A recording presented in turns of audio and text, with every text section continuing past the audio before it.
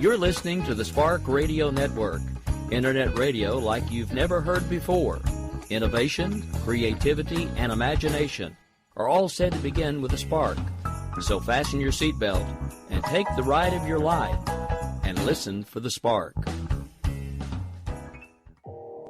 You are listening to KLRN Radio, where liberty and reason still reign. Hey, this is John Preston, Marine Combat Veteran and Pacific Records recording artist.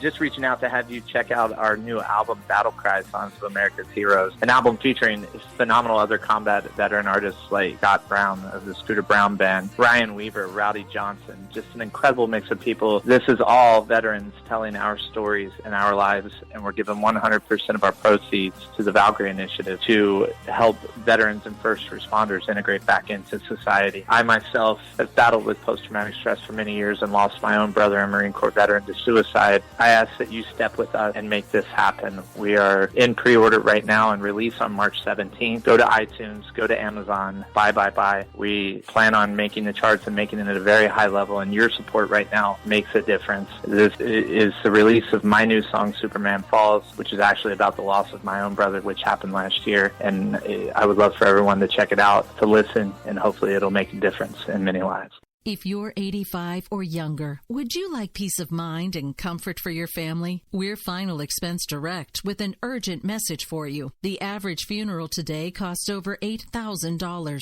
but the most you'll get from government benefits is $255. How will your family pay the difference? We can help. Our senior plans start as low as just $1 a day and pay up to $30,000 for a funeral and other final expenses. Peace of mind is easy. There's no medical exam. You'll have lifetime coverage, and your plan can't be canceled as long as you pay your premiums. Call now for free information about our senior plans. Answer a few simple questions and receive approval right on the phone. Plus, call right now and we'll give you a discount prescription card for free. Call 800-553-8687. That's 800-553-8687. Again, 800-553-8687. 8687.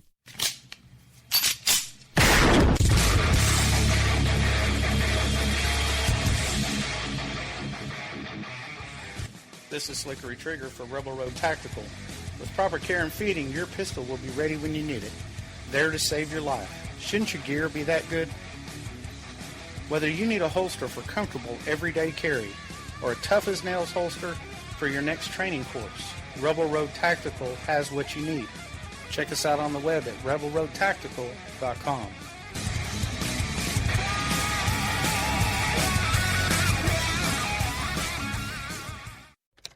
Sometimes riders feel lost, unsure why a passage may not be working. It takes another set of eyes to help us nurture our writing into full maturity. At Black Wolf Editorial Services, we strive to enable writers to develop and grow, offering manuscript critiques and line edits through a mentoring editorial style.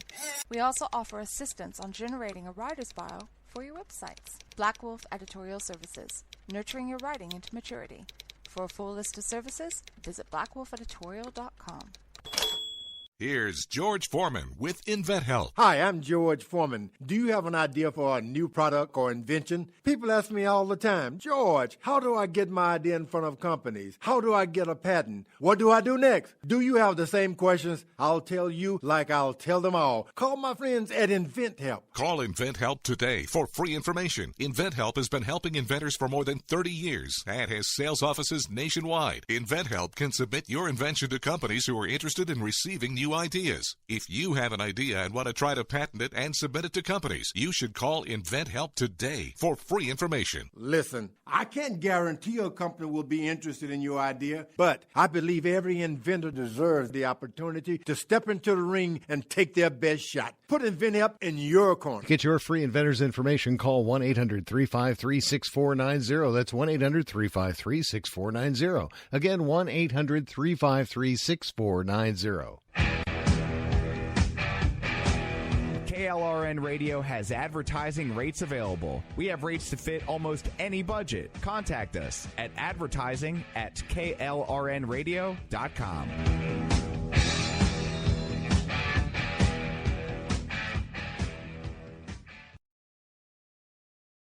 If you're 85 or younger, would you like peace of mind and comfort for your family? We're Final Expense Direct with an urgent message for you. The average funeral today costs over $8,000, but the most you'll get from government benefits is $255. How will your family pay the difference? We can help. Our senior plans start as low as just $1 a day and pay up to $30,000 for a funeral and other final expenses. Peace of mind is easy. There's no medical exam. You'll have lifetime coverage, and your plan can't be canceled as long as you pay your premiums. Call now for free information about our senior plans. Answer a few simple questions and receive approval right on the phone. Plus, call right now and we'll give you a discount prescription card for free. Call 800-553-8687. That's 800-553-8687. Again, 800-553-8687.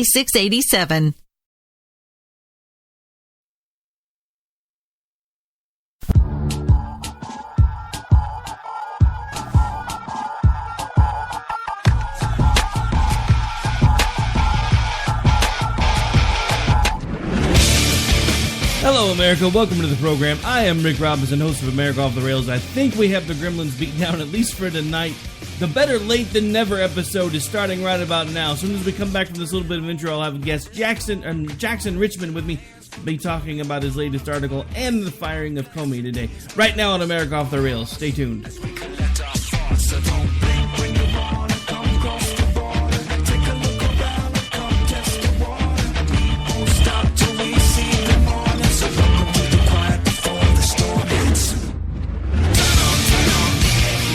Hello, America. Well, it's been, honestly, since we've done a full-length show, about a week. In between being sick and then moving some equipment around and having some technical issues, it's just been a crazy, crazy week. I think for the moment we have the Gremlins beat down. We're going to cross our fingers anyway.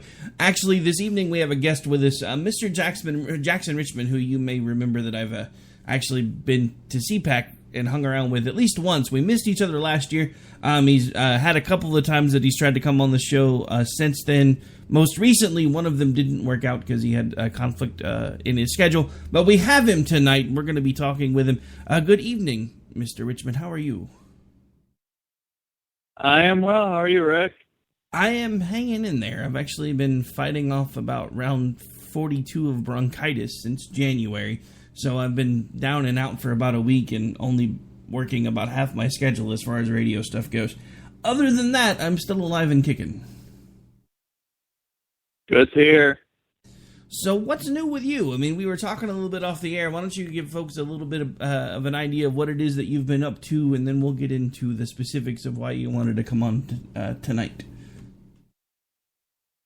Sure. So I am done with all my classes and all my coursework at George Washington University, and I'll be graduating on the 21st. And I'm currently looking for a job. Meanwhile, I am still contributing to numerous outlets like Red Alert Politics and Campus Reform.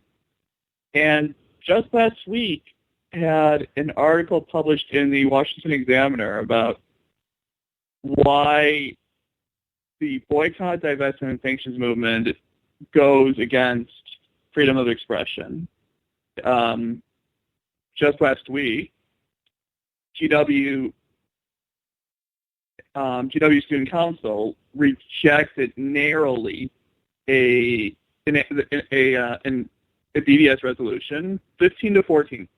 So, by 1 point margin, this resolution called on the university to divest its resources related to Israel, such as Caterpillar. And so, for those who don't know about the boycott, divest, and sanctions movement, basically, it's a movement calling for boycotting Israel because of its false but alleged violations of human rights and all the anti-Israel propaganda that you hear, while not calling on places like Saudi Arabia, Burma, and China, for its treatment in Tibet, and North Korea, Iran, not calling on boycotting those places. It's a double standard and immoral. And I think you read the article earlier. My article is in the Washington Examiner, and it's also on my Twitter page. You can follow me on Twitter at Jackson Richmond, JacksonRichman, all in lowercase letters. So just to clarify for folks that may just be tuning in, so basically what you're saying is there was a vote on the Washington University, or George Washington University campus, to basically divest themselves from groups that were supportive of Israel. Did I hear that correctly? Call on the Board of Trustees to do so, yes. So basically they were calling out Israel for supposed human rights violations and leaving country, or not even discussing countries that we know have documented hundreds of thousands of cases of human rights violations, but basically they were trying to poke a thumb in Israel's eye, so to speak, when it comes to these type of things. I don't understand exactly. I don't understand where the left is coming from with this. I mean, if you're gonna call out Israel, then even if that's the tact that you're going to take, how can you not mention the countries that have actual documented instances of human rights violations? I mean, hundreds of thousands of them. I mean, Israel has... I haven't read any human rights violations from Israel that at least hold up any scrutiny, so I'm trying to figure out where they even came up with this thought process from. Yeah, like any country, Israel isn't perfect. However, as I wrote in my article, it is one thing to criticize, it is another to demonize. EDS resolutions exemplify the latter. And as you just pointed out, Rick, there are countries that actually violate human rights, such as Saudi Arabia, Myanmar, for its treatment of the Rohingya Muslims, China for its treatment of Tibetans. And as much as we're not a fan of hers, Nancy Pelosi, House Minority Leader, California, visited the Dalai Lama today in India. Just reading in I think it's the India Times of India, about that visit, which the situation in Tibet has not been getting better. Venezuela, with its leader repressing the protests there because its citizens are starving under its socialist regimes. I mean, you just have all these countries with serious human rights violations, and you're singling out the only democracy in the Middle East. It is immoral and repugnant, and I'm glad the resolution was voted down, though narrowly. So, kind of an off-the-record, or kind of a before-the-show conversation, you actually met one of our former hosts who actually is attending George Washington University. I know you're about to graduate. He just started. But you had actually said that he was opposed to the resolution, so I guess he was the vote that put it over the top, huh? Maybe. Yeah, why not mention him? I mean, you have him on your show, or used to. I mean, you have some on the left, who realize this isn't dialogue.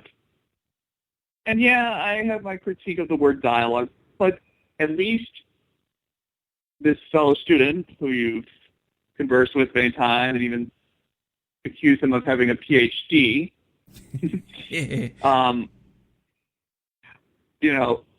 has his head in the right place. On this issue, at least. Yes. I believe in giving credit where due. Oh, yeah, and that's why I wanted to bring him up, because I want people to understand this isn't necessarily a left-right issue, because the person that we're speaking of, the reason I'm not mentioning his name is he's actually been elected to a local public office now, so he's actually had to divest himself of all of this for now, due to fair access laws and everything, so I'm not going to mention his name. However, most of you will know who we're talking about. He was one of the only left-leaning folks that we had around here. And simple fact of the matter is, this really isn't a left-right issue. This is a right-wrong issue. If you're going to call out somewhere like Israel for something that really makes absolutely no sense, the least you could do is start talking about the real human rights issues that are going on all over the world right now. Today, I mean, this could be termed a war on democracy, because I mean, these same things happen here. One of the reasons I wanted to make sure to have you on is I noticed today, the little bit that I was able to keep up on social media, there was a tweet going around about all the things that our military has supposedly done wrong, and that it's basically a giant military-industrial complex used to basically go fight other people and kill them for their resources. Now, if that's your view of history, then please, by all means, that's your view of history. However, that is an incorrect assumption on so many levels. And this is the same kind of thing that we're talking about here. These are incorrect assumptions that are basically driving... I mean, people say, we got into Iraq because of Halliburton. Like, give me a break. Cry me a river. Saddam Hussein, that wasn't a smokescreen. Saddam Hussein, we posed a threat. I mean, and also don't forget the human rights violations in Syria. How dare we not mention those? See, this is what's problematic with BDS. You just ignore the actual problem spots, the actual places where human rights are violated. Well, the other thing that drives me crazy about these groups is these are the same groups that tell us we need to stay out of places like Syria and Iraq, and we need to not engage in other places that aren't America. So why are they okay with trashing Israel, but we're supposed to stay out of everybody else's business?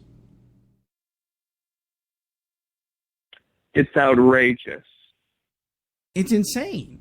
It literally is insanity, because these are the same people that tell us that they don't want to be Team America World Police. And I have to tell you the truth, folks, I never really wanted to be Team America World Police either. But somebody made that decision decades before I was born. And the problem with politics, much like nature, is it abhors a vacuum. You've seen what's happened over the last 8 years as America has pulled back and stop being so much of the world police. We now have Russia trying to revive the USSR. We have a midget in North Korea that's trying to lob nuclear missiles in any direction he can just to try to prove that he's less impotent than he appears. I mean, these are the crazy things that have happened over the last 8 years.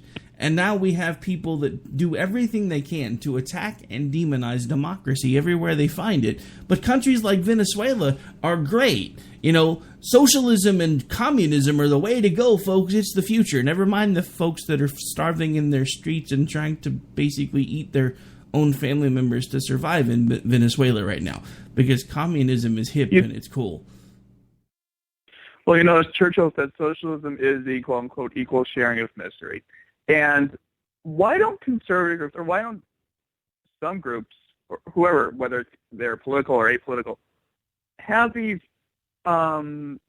trips, these alternative winter break, alternative spring break, or even promote them as vacation trips to Venezuela and other socialist countries? Hey, Venezuela, Brazil, the nice countries, boom, and then you show them the evidence. You show them the proof in the pudding. You show them what's happening, and you let them see right in front of their eyes.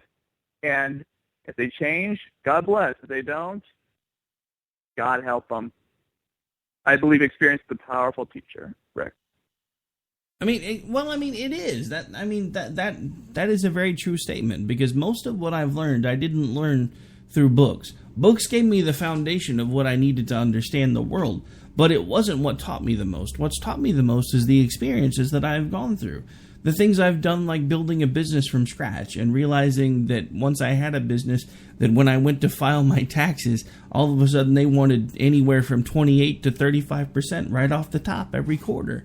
And that was unacceptable to me, because I was clawing and scratching for every dime that I could find in this business, and no matter what I did, I had to pay it every quarter. Or I waited till the end of the year and I filed, and then there was a big chunk I had to pay at the end of the year, unless I was lucky enough to be able to write a few things off. Because that's just the way the world works. That was actually I had always been more conservative, but that was one of the only things that really showed me the real difference between a liberal and a conservative.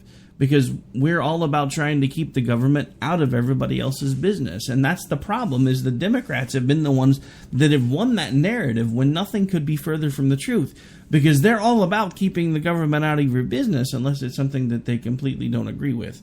The only thing that we've asked, as far as I know, is for something like killing babies to not be as prevalent as it is right now. And the reason I bring that up is because apparently the New York Times stepped on some toes today, which I thought was kind of funny. But anyway, I digress. Well, that doesn't surprise me. And also, I don't like this term when people talk about winning an issue. Like, if an issue was won, it would be the accepted issue. But the thing is, the U.S. isn't homogenous. So I think advantage is one thing, but winning is another. Like, for example, the right has the advantage on the Second Amendment, but that doesn't mean we can take that advantage for granted. Same thing with abortion, which actually most Americans are somewhat pro-life in that they are against abortions after the first trimester. Well, I mean, and not to talk too much about abortion because I really didn't plan on talking about that today, but it's a prime example because, what happened today with the New York Times is there was an op-ed piece where the writer of the op-ed piece actually referred to abortion as murder or killing because it legitimately is. And the only reason I bring that up is because the left is losing a lot of people with their argument that babies aren't alive from the beginning, because we all hear the arguments all the time that if they find a single-cell organism on Mars, they will have found life on Mars. However, a clump of cells obviously isn't alive. And it's something that I brought up last... That is a damning argument, excuse my language, but that is a darn good argument. Yeah, and I mean, it's the same thing that I brought up last Friday on Robinson and Wright. I could almost see them making the point of when does the child become sentient. That could be an argument, because at that point, are you actually killing something that understands that it's being killed? That could be an argument that might be able to keep their side of the argument going. But the problem is with the new 4D technologies that we have, this idea that it's a clump of cells, up until the day that it comes out of the womb doesn't hold water anymore, because you're seeing how much earlier and earlier in the development of the child that it actually looks like a tiny human being.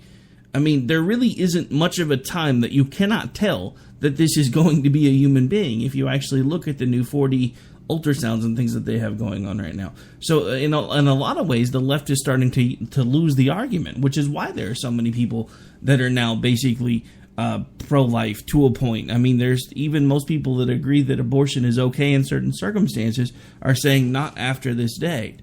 And that's one of the problems that I've had for a very long time, is I think the right has been focusing in some of the wrong places. Because my biggest issue is the fact that we know that abortion shouldn't be happening after a certain point. And we don't want things like Planned Parenthood to pop up on every corner like a convenience store. But at the same time, we've spent so much time, money, and resources on things like abortion reform and everything else that we're losing everything else. I mean, that's what's been happening in my state as a prime example. We are broke. We are literally looking at an $800 million deficit, almost $900 million. And you're a Republican governor, Mary Fallon. I mean, yes. So... I mean, and that's the scary thing. I mean, we have a Republican governor. We have a Republican... we have a Republican House and a Republican Senate here as well. So the Democrats are able to basically pick apart everything that they're doing. And at the same time, during this session, while we know that we are broke, they have been passing bills about abortion, and they've been trying to, again, pass a bill that says that we should be able to have a Ten Commandments on the Supreme Courthouse steps here in Oklahoma. Look, I understand that those things may be important to people, but right now the whole friggin' state is on fire. Let's focus on fixing the budget. Let's focus on fixing the other problems. Yeah. This is what I've been telling people now for going on 10 years. If we could just for a couple of terms set these 5 to 7 issues that get everybody pissed off and not wanting to talk to each other on the back burner, then we could focus on fixing the things that are actually broken. But we can't, and we Illinois hasn't had a budget for over 22 months, Rick. Exactly. But guess what? Unfortunately, we have a Democratic legislature led by Mike Madigan, the Speaker, who is unwilling to budge. And any time he sounds like he's willing to budge, it's a joke. It's window dressing. It's all lip service. It's insert whatever epithet or negative description you want. 22 months. And I feel sorry for Governor Rauner. I really do. And I'm not being a partisan man. It's the Illinois voters put in Bruce Rauner. Madigan needs to realize Pat Quinn, his predecessor, who is a Democrat, is no longer there. Either work with Rauner or get voted out. So I mean, we have it tougher than you guys in Oklahoma. Yeah, you may. But I mean, to me, it's just another prime example of, unfortunately, we have states that are starting to mirror DC politics. DC has been in such gridlock lately, and nobody can get along to get anything done, that now the same thing is happening at the state level. Because the Democrats are smelling blood in the water, so they don't want to work with the Republicans and fix things that are broken, because they're hoping for a landslide with these next election cycles that are about to start spinning up. And they're hoping to be able to get control again. That's been a problem now for a long time. We've seen the same thing in D.C. The Republicans obstructed a lot of things with the Democrats, and I will admit they were doing that because we sent them there. But at the same time, all we did was teach the now minority party of the Democrats, well, it worked for them, so now we're going to basically do the same thing. And now what's even worse is we have President Trump, who, while I agree with some of the things that he's done, and I am not entirely disappointed in the actions that he's taken, there are certain things that he's done that I do not agree with. One of the things that I really wish he would have done something else with, and I knew he wasn't, was going to be the Affordable Care Act reform, because they didn't run on reforming it. They didn't run on replacing it. Their original language was repeal, repeal, repeal. You give us the House, the Senate, and the White House, and we will fix this mess. We will make it go away. Well, but you have to realize, Rick, that once an entitlement is given out, it's almost impossible to take it away. Therefore, the costs have to be mitigated. Actually, before the Affordable Care Act, states like Vermont and Maine had statewide health exchanges, and they covered pre-existing conditions. What the GOP bill will likely do is apply that model across the board to the remaining states. Go figure with federalism. Yay for federalism. I mean, I think that is the best solution. And then, yeah, I mean, there are flaws like the health savings account. I mean, $8 billion, as Kasich put it on CNN with Jake Tapper last week, is insufficient. But I trust the Senate to work on that. Look, at the end of the day, if the Senate can pass a bill that also satisfies the Freedom Caucus, in which they'll reportedly hash it out in conference, then I'm happy.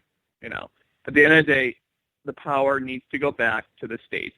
There is no such thing as a one-size-fits-all. And yeah, it sucks that the left has an advantage on healthcare, but guess what?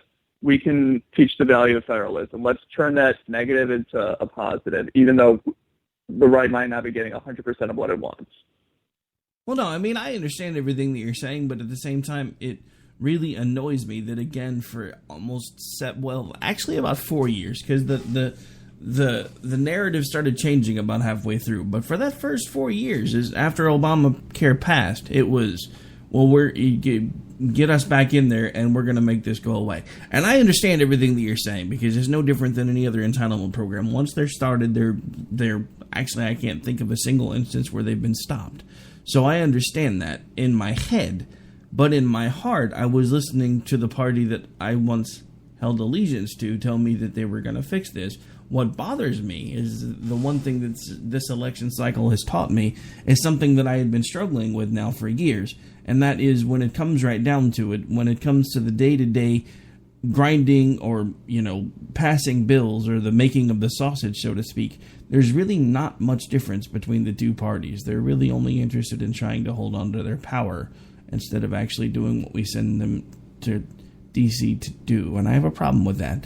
I mean, there are a handful that are there to do the right thing. Well, in their defense, I mean, progress doesn't happen overnight, and there is a difference between campaigning and governing. And is it frustrating? Absolutely. But, I mean, it's better that we have the GOP than the Democrats in control. Because with the Democrats, it's all hell breaks loose. So basically, do you want the Band-Aid or do you want the bleeding? Yeah, but with the type of bleeding that we're talking about, a Band-Aid's not really doing anything. That's part of my problem. No, exactly. But at the same time, if you have the Democrats in control like you did during Obama's first 2 years, in which the ACA was passed, imagine that today. Imagine that under a President Clinton. I mean, yeah, I understand everything that you're saying. Don't get me wrong, but at the same time, we can continue to make excuses for these jabronis that want to basically do everything, or tell us they're going to do one thing and then continue doing another, or we can actually start trying to hold their feet to the fire. I choose to do the latter, not the former. But on that note, we got to take a break, folks. We'll be right back. Yeah.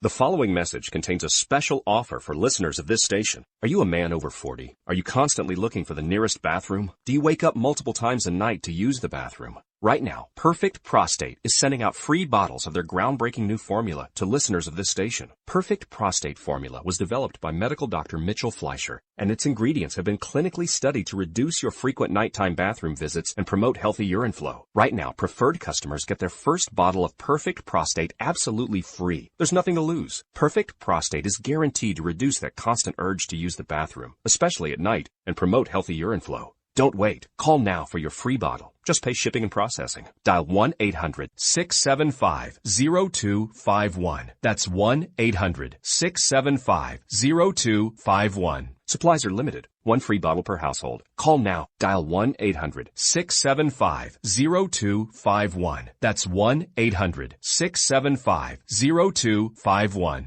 Tired of paying outrageous prices for Viagra? Well, we have great news for you. Now you can finally get Viagra at huge discounts. Healthy Man allows you to save up to $500 on Viagra. Why pay U.S. pharmacy prices of $15 per pill or more when you can get Viagra for less than $3 a pill? Call today and get 40 Viagra pills for only $99. This can cost as much as $600 at your local pharmacy. You can't afford not to call us. If you want Viagra at the lowest prices, never pay $15 a pill pharmacy prices again. Get Viagra for less than $3 a pill. Call 1-800-516-7602 today and save up to $500 and get 40 pills for just $99. Healthy Man is fast, easy, and affordable. Operators are waiting at 1-800-516-7602 to take your call right now. Call 1-800-516-7602. That's 1-800-516-7602. Again, 1-800-516-7602.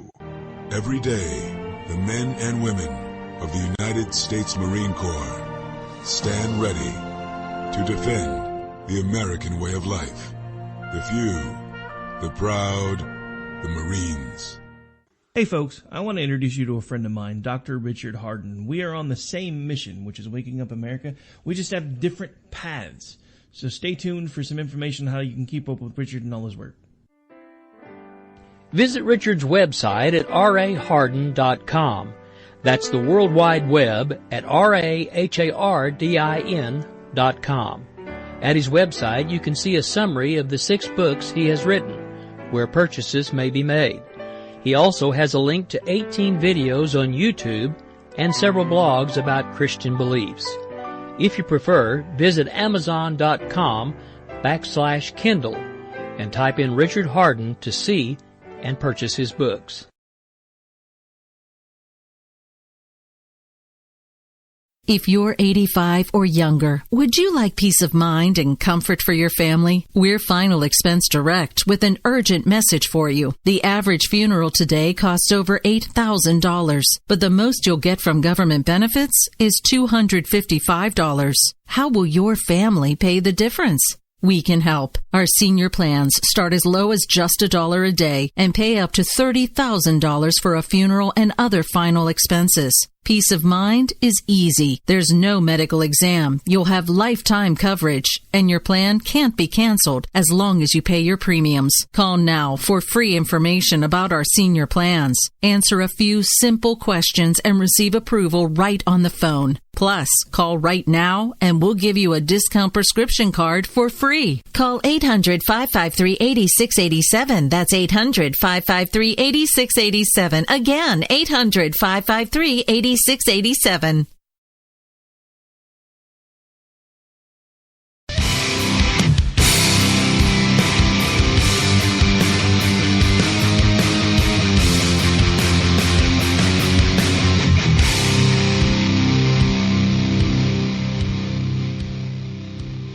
right, folks, welcome back. Well, we're in the second half of the show already. Now, since I've got a guest tonight, we've decided to forego a lot of the breaks in the middle, only because it's kind of a pain when I'm trying to let somebody else talk, when I've got to say, hey, we're going to take another break 5 minutes after we just took another one. So we're only taking the bottom of the hour break, so we're done with breaks for the night. Now, for the last part of the show, we're going to change gears because there was a very interesting news story that broke very late in the day. I was actually kind of surprised to see it myself. Thought it was well, it was honestly an about damn time moment for me. But apparently, President Trump decided to fire FBI Director Comey at the direction of the Justice Department. I think is one of the people that are one of the groups that basically said, "Hey, this guy's really got to go." And Trump basically gave him a nice little brush-off letter. And that was it. And, of course, now the left is having a meltdown. Now, let's not forget when Comey tried to torpedo Hillary at the very end of the campaign cycle, they wanted him to be fired then. He wasn't, and they were mad about that. But now that Trump's fired him, there's some sort of a cover-up in the works. These people can't make up their minds. No, they can't. They just want to be hacks. Well, I mean, honestly, this kind of continues what we were talking about before the break. The hyper-partisanship in this country is probably at levels I don't think I've ever seen before. We have people that are basically swearing allegiance to someone based on a letter behind their name, not their actions. And I have a problem with that because, again, I've always been conservative for about as long as I can remember. Which is odd because most of my family wasn't. My dad finally changed his political affiliation in 92 because he couldn't bring himself to vote for Clinton. Of course, my dad didn't bother to tell me that, which I think was funny because he used to bust my balls from the time I was 18 till I was 26 for being a registered Republican. Never mind the fact that like the year after I turned 18 was when he changed his political affiliation, but he continued to give me a hard time about it for another 6 years, which basically is just mine and my dad's dynamic. But again, the interesting thing about this is it's all partisan now. When Comey did something to hurt Hillary, the Democrats wanted him gone. And then when that didn't happen, they kind of simmered back down. And now all of a sudden, when Trump's getting, all these different recommendations from different places and all these things that have gone on, he's like, you know what, enough's enough. Look, personally, this is not going to be a very popular opinion, and then I'll give you a chance to talk, I promise. But I think anytime a president, when the party changes for the White House, I think they should basically remove any vestige of that previous administration as soon as possible. Because we've seen it too many times in this administration. The folks that were there from the previous administration were still loyal to Obama. I still think that's at least 20% of the reason why Trump's had such a hard time, because there were so many Obama leftovers that were holdovers in this new administration in the beginning, and they were basically dragging their heels. We saw the same thing with the transition from Clinton to Bush 43. Mm-hmm. Yeah, I do think there is that Democratic holdover problem. And you even have that Ben Rhodes echo chamber, which reportedly contributed to Mike Flynn's firing, though ultimately, according to the White House, Flynn was fired for misleading. Let's call it for what it is. He lied to Vice President Mike Pence. Regarding Comey, so this is a catch-22. On one hand, I don't like the timing of this. On the other hand, this was long overdue. I think my inspiration, Charles, on Special Report with Brett Baer on Fox News, said it was the timing of Comey's fire is inexplicable. So, like, he can definitely make the argument for that. And I do agree with that. On the other hand, this should have been done on January 20th, 2017, or January 21st, 2017. Comey dropped the ball in that announcement when he said that Hillary didn't do anything criminal, but she was, I think it was like careless or something. Basically, avoiding recommending that then Attorney General Loretta Lynch charge her.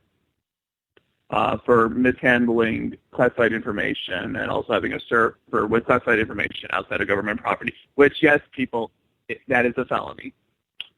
Well, that being said, one point of clarification. I'm glad that. Hang on. Wait, let me finish this. And then Comey, I'm glad that he reopened the investigation because, you know what? Even to the left's dismay, newsflash, the FBI operates 24/7, 365, including election years. But he mishandled the case from the get-go. He dropped the ball. He had a moment to show that the FBI is open 24/7, 365, including election years. No one is above the law. I'm sorry. You know, like that, that is inexplicable. So it's time to move on from Comey, and I think it'll be interesting to see who Trump picks to replace him. I do have some names in mind. Actually, just tonight, Fox News' Catherine Herridge reported that former TSA director, a TSA administrator, an FBI agent, his name is John, hold on a moment. I'm looking at my Twitter timeline here. Because apparently there's already a name being floated around town. Hold on. It is... I mean, I already have other names besides this guy who I've never heard of. Yeah. John Pistole. But I think... Yeah, you're not alone there. I've never heard of him either. Yeah. Former TSA administrator and FBI agent. His name has been floated around town. We don't know if he's actually interested. But my list to replace Comey is former Attorney General for the Northern Illinois area, Patrick Fitzgerald. He sent Illinois Governor Rod Blagojevich, Obama crony Tony Rezko, and other corrupt politicians in Illinois. I know that may sound superfluous, in essence, to prison. Rudy Giuliani, Chris Christie, yes. I know people are saying, oh, Jared Kushner, like, his daddy's already out of prison. His daddy only served a couple years. So give me a break there. In which also I think Christie has a unique ability, and I believe in giving credit where due, as I said earlier on the show, to hold town hall meetings between police officers and the African-American community, in which we need that today. The fabric, the race relation fabric needs to be stitched back together, and I believe Christie has the ability to do so through holding town hall meetings. Ken Cuccinelli, I think, would be an interesting choice, though he was anti-Trump and was denied at the RNC from speaking in opposition, wasn't recognized on the convention floor. And I think he will be considered, though I don't think he is qualified, Milwaukee County Sheriff David Clark. Yes. I mean, just being a county sheriff and Fox News talking head are enough to be qualified for the job of head of the FBI. Wait, hang on. I want to clarify that because you broke up a little bit. Did you say those things make him qualified, or that does not make him qualified? Do not. Okay. Do not make him qualified. I was just wondering. I just want to make sure you didn't just lose your mind right here on the air. Yeah. I mean, Stacey McFarland was in Fox News talking head, but she had qualifications as someone who served in the Reagan administration, specifically at the Pentagon. So I want to back up. I want to back up for just a second because you had mentioned that Comey dropped the football. I want to clarify that a little bit because he didn't drop the ball. He basically fornicated with the ball right there on live TV and then basically spiked it and said, "Nothing to see here, folks. Move along." Because here's the thing. Because he kept saying over and over again, and he just said this again just the other day in the Senate hearings, and I think it was one of the reasons why people just finally decided he needed to go. Because he kept talking about how they couldn't find any intent for them to have legitimately broken the law because it didn't seem like they actually intended to break the law because they were ignorant of it. So basically, this turns every legal defense for a cop on its head that I've ever heard. Because anytime you bust anybody for doing anything, oh, you know this is illegal, right? Well, no, okay, then move along. It's all right. We'll give you a pass this time because you didn't know. The thing about this is this law that he actually talked about on national TV makes no mention of there needing to be intent. The simple fact of the matter is the mishandling of classified information, whether labeled or unlabeled, is punishable by law. Plain, simple, to the point, no excuses. So there should have been all kinds of people that should have been brought up on charges. That's, I think, another reason why Comey was shown the door. Because we have Hillary Clinton misusing and mislabeling classified information and putting it in the wrong places. We have Uma Abedin mishandling and sending classified information to the wrong places. We have Mr. Weiner himself handling classified information because he was apparently printing things off for his wife Uma Abedin so she could run them to the Secretary of State. We're talking about 3 separate people that should have been brought up on charges at a minimum, and none of them were. Yeah, absolutely. I mean, so, you know, I mean, this sets a bad legal precedent. I mean, though. what do you think of that list, though, Rick? I mean, honestly, remember, Patrick Fitzgerald is a Democrat, by the way, but he wasn't afraid to hold those in his party accountable, and that's what we need in Washington. Part of what's wrong with Washington and politics overall is that one side holds the other side, but not also their own accountable. Oh yeah, we see that more than ever. We see that more and more. I've seen that more in this last election cycle and this most recent administration swap over than I think I've seen in my entire lifetime, because now the Republicans are doing things that they used to yell at the Democrats for doing, but it's fine now because it's the Republicans doing it. So, I mean, the letter... So you might give me an example, though? Well, I mean, as an example... the right went nuts anytime Barack Obama signed an executive order. That's pretty much all Trump's been doing for the entire time he's been elected. And yet the thing is, though, he's been signing executive orders that are constitutional. Let's remember, the president can sign executive orders.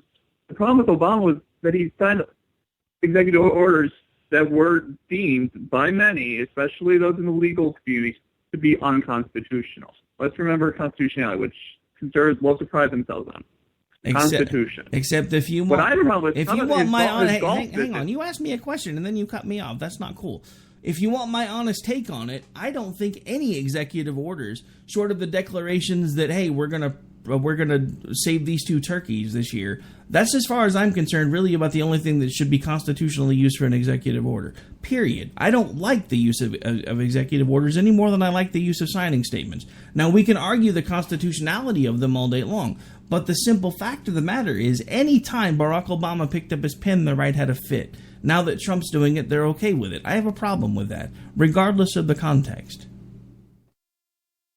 Well, I don't think the right was complaining about Obama issuing executive orders because they're executive orders. It's because of the constitutionality. No, that's actually, that's and if anyone said, "Oh, because he's signing executive orders," fine, then that is hypocritical. How many of Obama's executive orders didn't run around Congress? How many of Trump's executive orders so far have technically done an in run around Congress? That's my problem. So far, I don't see Obama's executive order on immigration. That was deemed by many unconstitutional. Whereas Obama, because he did it in run around Congress, though constitutional but unnecessary and unwise, that wasn't, again, not unconstitutional. Now, if people went off on Obama for using executive orders but are fine with Trump, then yes, that is absolutely hands down hypocritical, and I'll side with you on that. But in terms of constitutionality, where I'm coming from, that's where I really got on Obama's case. It was about the constitutionality. If Obama signed an executive order that wasn't a constitution, then I didn't have an issue. But I mean, that's if conservatives practice and preach the Constitution, then yeah, do so. I mean. But again, there are things that Trump has signed that, as far as I'm concerned, actually usurp power from Congress. I have a problem with that. No different than when Barack Obama passed his executive order about immigration reform. When Saturday Night Live starts slamming a liberal president for passing something by signing it into law on their own using their pen and their phone, then that tells you exactly how far they've overstepped. There are certain instances where Trump has done exactly the same thing. What annoys me is because while it was okay for Obama to exercise that authority as far as these leftist liberal loon judges are in the Ninth Circuit Court of Appeals, they're now basically watching Donald Trump do some of the same things that Obama did and holding him to a standard they weren't holding Obama to. That, to me, is again hypocritical. Because, yes, I think... That is hypocritical, yes. That is hypocritical. I agree there. But where do you think Trump, as crazy as he may be and as bombastically rhetorical as he may be, where do you think he's going around Congress? Well, one of the ways that I think he went around Congress was when he started trying to institute the travel ban, because Congress specifically has the power to legislate immigration, not the president. No, actually, the president does have the power in terms of controlling, I think it's foreign aliens, or I'm not sure for the exact wording, but Article 2 does talk about the president has the right to call out aliens if he feels there is a threat to national security, something along those lines. Well, no, I understand that. And I understand that he has the ability to do that. I'm just saying, in general, that's not something that's happened very often. It's the only other time Not very often, but doesn't mean it's not unconstitutional. Okay, whatever. I'm not going to argue that point with you. The simple fact of the matter is, it left a bad taste in my mouth. I understand why he was trying to do it. I wasn't even, looking back at it historically, because I was too little then, I wasn't a fan when Carter did it either, because I didn't think it was something that he necessarily should have been doing. I understand why he did it. I'm not necessarily saying that it was unconstitutional, but at the same time, that was usually a power left to Congress. We have way too much power centralized in the executive branch now, thanks to executive orders and signing statements, and I have a problem with that. I understand that, and I agree with you in some respects. I mean, I thought, though constitutional, the temporary travel bans were unnecessary and unwise. The bigger issue regarding immigration is those who are here illegally and those who overstayed their visas. Yeah, but we're not ever going to do anything about those because everybody wants a pathway to citizenship. At least if you listen to mainstream media. There's been a lot of deportations under Secretary Kelly. Well, no, I'm not saying there aren't. I mean, honestly, there were a lot of deportations under Obama, but nobody really talked about them. But at the same time, but the crossings have gone down tremendously.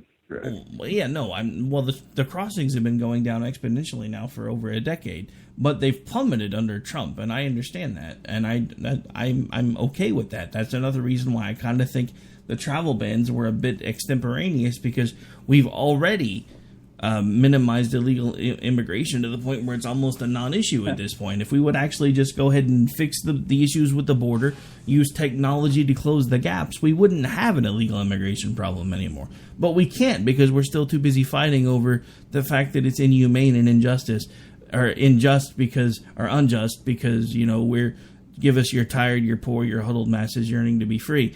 Let's not forget that everybody that's come here legally had to jump through a million hoops to get here.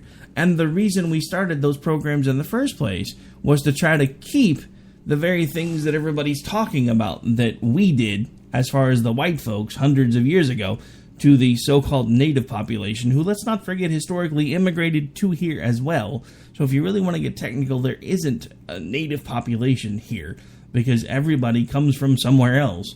But the simple fact of the matter is that's why we started these immigration policies, was to make sure that nobody basically came over here and had the ability to wipe us out, because we'd already seen ourselves almost do that once before. And we had a problem with that once we realized what we were doing. Yeah. So, anyway, who do you think should replace Director Comey? Honestly, I hadn't really put nearly as much thought into it as you did. I do like most of your list. The only person that I have a problem with, and people are going to think I'm just being petty at this point, but I'm not sure I want the director of the FBI to be able to be bribed with Twinkies or Krispy Kremes, so I'm really not sure that Governor Christie is going to be the best choice. I'm not sure who they're going to replace him with, though. All I know is I hope they pick somebody that actually understands the law and doesn't try to interpret it with their feels, because I think that was the biggest problem with most of the Obama administration. They didn't hold themselves to the letter of the law. They allowed the law to be interpreted with their feelings, and that's why Comey said, look, I understand she did something wrong, but I don't think she meant to, so that's why we're not going to pursue this. It doesn't matter whether they meant to or not. That's like saying that I get a pass because I was playing with a gun and accidentally shot somebody in the face. I didn't mean to kill them, so shouldn't I get a pass? No, I'm not going to get a pass. Why should they? It doesn't matter what the intent was. My intent was to clean my weapon. I didn't realize it was still loaded. I picked it up, was cleaning it, accidentally pulled the trigger, and managed to shoot somebody in the face. So I get a get-out-of-jail-free card because of the intent, right? No, that wouldn't happen for me. That wouldn't happen for you. That wouldn't happen for anybody else. But because it was Hillary Clinton, oh, she didn't mean to. It's okay. How could she not mean to? She'd been handling classified material for decades. Literally decades. She knows how to handle classified material. She knows what she's supposed to do with it. It's not like it's that different between being First Lady to going to be a Senator and then Secretary of State. Depending on cabinet positions and everything else, they all have access to classified information. So she's had the same briefing at least 3 times. But somehow, because she didn't know any better, it's okay. Give Gary the action review tweeted a few hours ago. The next twist: Comey is forcibly removed from an overbooked United flight. That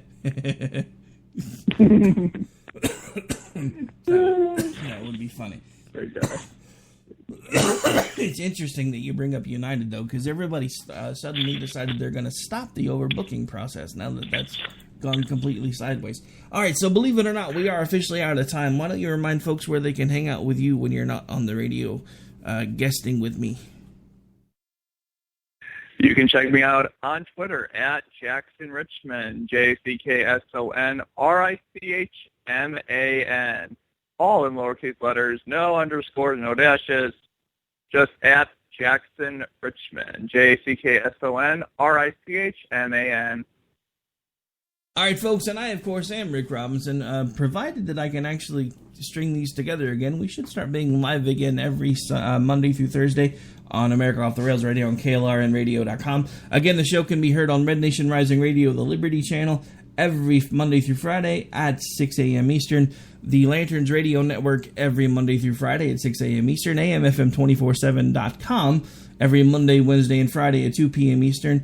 And other various outlets around the globe and through various podcast services such as iHeart, iTunes, SoundCloud, Stitcher, FM Player, Google Play Music, Blueberry, and there's about a half dozen that I never can seem to remember. But remember, if you like the show, tell your friends. If you want to follow along, you can follow along on Twitter at AOTR_host. You can follow along on Facebook by looking up Rick Robinson. There are plenty of those, so make sure you look for the guy that has the goofy-looking picture that looks like a miniature version of Time Magazine. That one's mine. I use that picture so it stands out. And then, of course, as always, if you're old school, you can shoot me an email at rick@klrnradio.com. I do respond as quickly as possible. Again, I want to thank everybody for tuning in, whether you choose to tune in live, Memorex, or podcast. It's all the same to me, because the fact that you choose to listen when there are literally millions of choices at your fingertips today means the world to me. So again, I want to thank everybody. I do hope you enjoy the rest of your evening, and of course, I will be back with you live tomorrow night. Don't forget, tomorrow night, KLRN Radio, we're going to start it off with the Conservative Curmudgeon. Then we're going to roll straight into Jesse's POV. Then we're going to have the new show hosted by Dan Wright that suddenly I can't think of the name of again. It's a brand new show, and for some reason the name escapes me. And that one will, of course, be live. And then, of course, I will be finishing up the lineup tomorrow night live. And then, of course, I'll be back with you Thursday night for Jen and Rick, as well as America Off the Rails. On that note, I'm going to get off here before I forget something else important. You guys have a great night. Take care. God bless. And we will see you when we see you. Take care.